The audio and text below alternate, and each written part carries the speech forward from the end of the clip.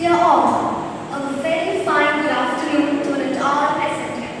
Today, I have the pleasure to present the poem titled How It's Like to Be a Transgender by 𝗞𝗘𝗥𝗔𝗟𝗔. 𝗞𝗘𝗥𝗔𝗟𝗔, the powerful voice of Africa, exposes a self-discovery, social stigma, and discrimination faced by a transgender. Here is how it goes. The first time I uttered a prayer was in a lost-stained cathedral. I was kneeling long after the congregation was on its feet.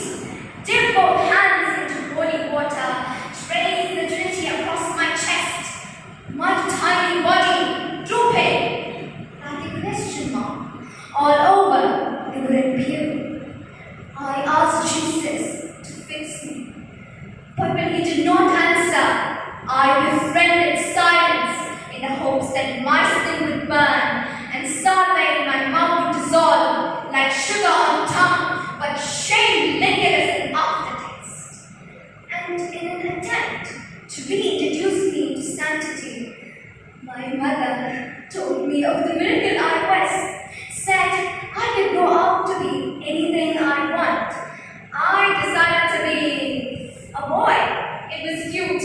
I had a snapback, toothless grin, used skin knees and street cred, played hide and seek, what was left of my goal. I was it. I was the winner of the game. The other kids couldn't play. I was the mystery of an anatomy. A question asked but not answered, time-dropping between awkward boy and apologetic girl. And when I turned 12, the boy face wasn't deemed as cute anymore. I was met with nostalgic thoughts who missed seeing my knees under the shadow of skirts, who reminded me that my kind of attitude would never bring a husband home, that I exist for heterosexual marriage and childbearing. And I swallowed their insults and looked at their slurs. Naturally, I did not come out of the closet, but the kids at my school opened it without my permission and called me by a name I did not recognize, said lesbian. But I was more boy than girl, more Ken than Barbie. It had nothing to do with hating my body. I just love it enough to let it go. I treat it like a house. And when your house is falling apart, you do not evacuate. You make it comfortable enough to house all your insides. You make it pretty enough to invite guests over. You make the floorboards strong enough to stand on. My mother fears that I have named myself after fading things.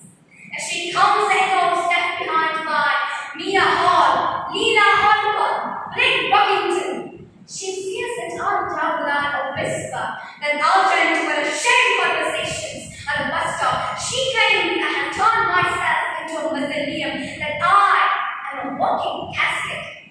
News headlines have turned my identity into a spectacle, bruised tenor on everyone's lips, but the brutality of living in this body becomes an asterisk at the bottom of equality pages.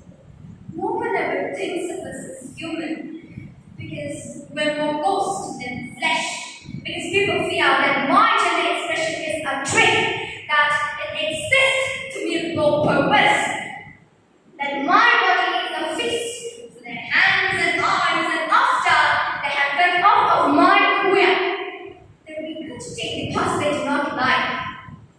Now, the oncoming traffic is embracing more transgender children than parents.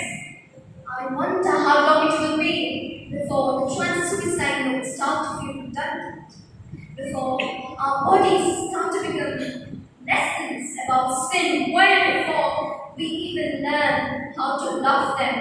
Like God didn't say about this breath and mercy, like my blood is not the wine that washed over Jesus' feet.